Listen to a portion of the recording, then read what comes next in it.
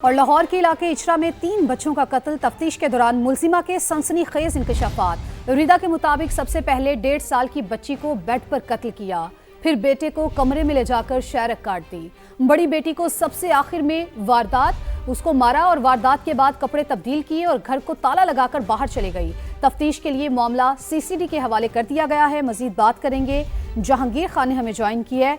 जहांगीर, बताइए इस हवाले से।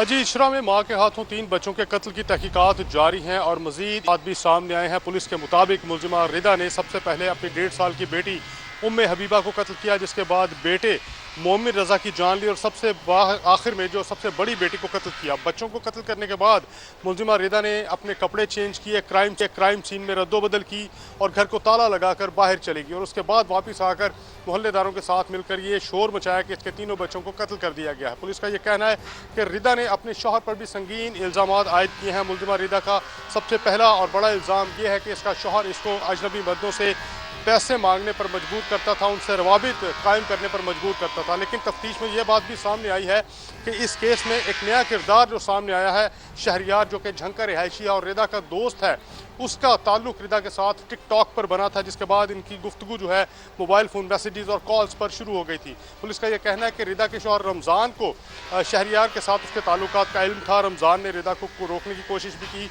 और रिदा के वालिदैन से भी इस बारे में शिकायत की, जिसके बाद ये ताल्लुक कुछ अर्से के लिए रुक गया था। अब तक की जो कॉल डिटेल रिकॉर्ड्स हैं उनके मुताबिक 746 मरतबा फ़ोन कॉल पर रिदा और शहरियार के दरमियान रब्ता हुआ और शहरियार को अब चूँकि शामिल तफ्तीश करने का फैसला किया गया है।